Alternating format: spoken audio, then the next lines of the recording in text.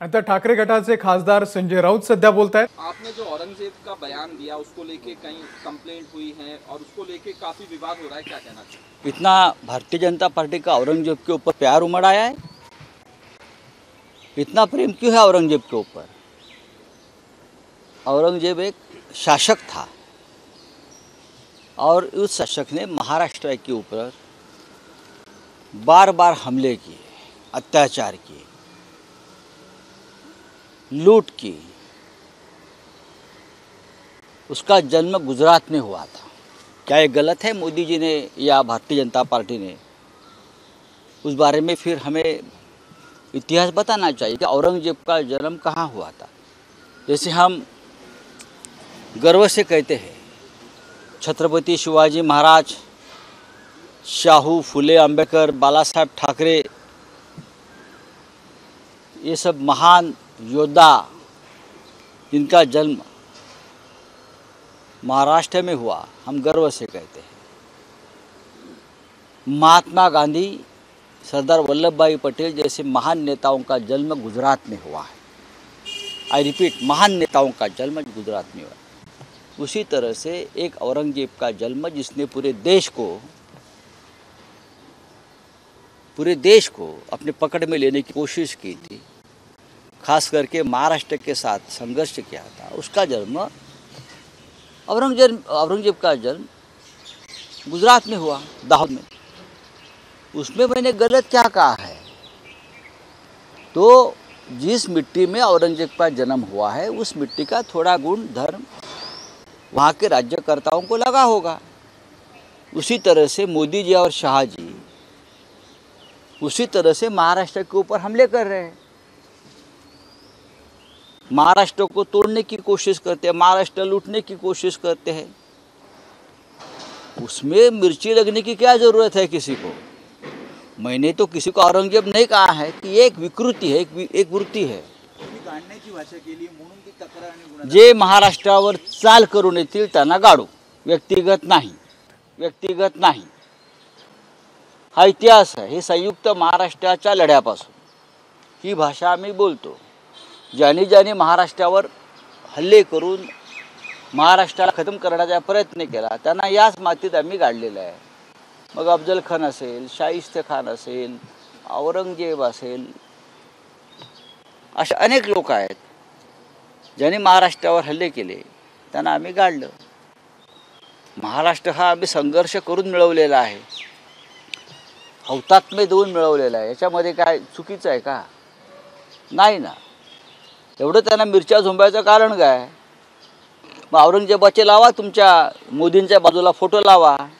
तुम्ही त्याच वृत्तीचे लोक आहात, क्रूर, सुडबुद्धीने वागणारे, बरं का, धर्माचं आणि धर्मांधतेचं राजकारण करणारे।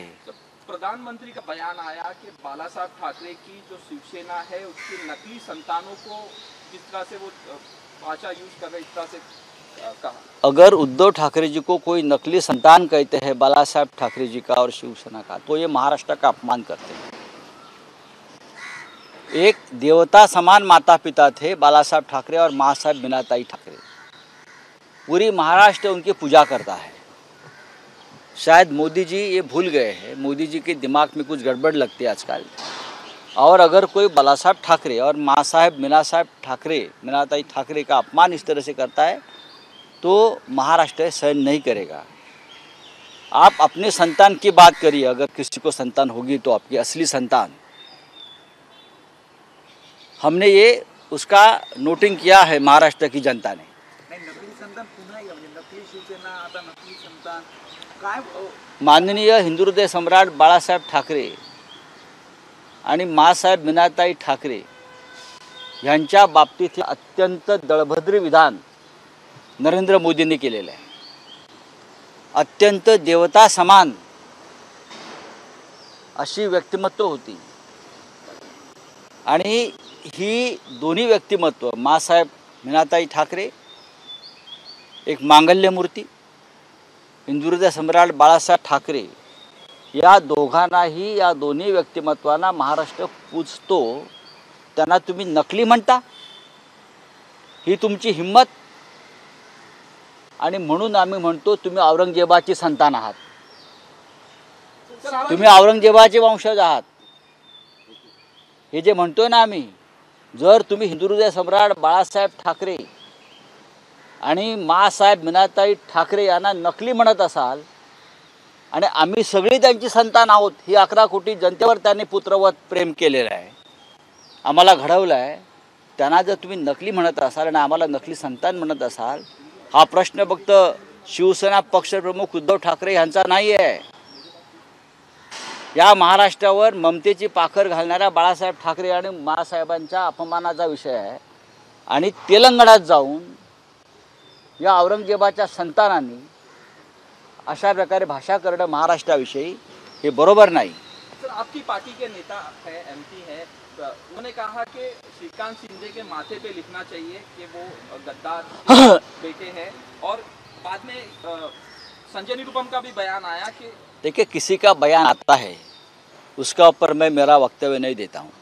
एकनाथ शिंदे गद्दार है क्या नहीं, इतना ही आप कहिए ना. सवाल यही है, एकनाथ शिंदे और उनके 40 लोग, पूरा देश उनको गद्दार कहता है और उनके ऊपर थूकता है. मैं ये नहीं कहूँगा कौन क्या बोलता है, मैं मेरी बात बोलता हूँ. ये 40 लोग गद्दार है क्या नहीं, अजीत पवार के साथ जो 40 लोग गए वो गद्दार है क्या नहीं, लोग उनको गद्दार बोलते हैं क्या नहीं, बेईमान है क्या नहीं. 50 खोके एकदम ओके किसको बोलते हैं, हमको बोलते हैं कि उनको बोलते हैं. तो ये बात छोड़ दीजिए आप. उद्धव ठाकरेंच्या सभेसाठी शिवाजी पार्क मैदानाची मागणी करण्यात आली होती, मात्र ती परवानगी आता मनसेला देण्यात आली आहे, ज्यांचा एकही उमेदवार या लोकसभेत उमेदवार नाही. हो, यालाच तर सुडाचं राजकारण म्हणतात, सत्तेचा गैरवापर म्हणतात, काय लफंगेगिरी म्हणतात आणि भीती म्हणतात. भय हे भीतीतून होत आहे. महाराष्ट्रात आणि मुंबईत आम्ही कुठेही सभा घेतली तरी लोक आमच्या सभेला येते, भाड्याने लोक आणावे लागणार नाही. हिंदुत्ववादी वाद एकत्र या सभेला घेतील अशा प्रकारे कोण हिंदुत्ववादी वाद असं कोण म्हणत आहे? मनसेने जे टीजर काढले बघा, असं आहे की तो जुना टीजर दाखवा की नरेंद्र मोदी आणि अमित शहाला या महाराष्ट्रात पाय देऊ ठेवू नका म्हणून. बरं का, नरेंद्र मोदी आणि अमित शहा यांना महाराष्ट्रात पाय ठेवू देऊ नका हे कोण म्हणालं होतं? कोण म्हणालं होतं? तुम्हीच सांगा, कोण म्हणालं होतं? सांगा ना. का तुम्ही का लाजताय?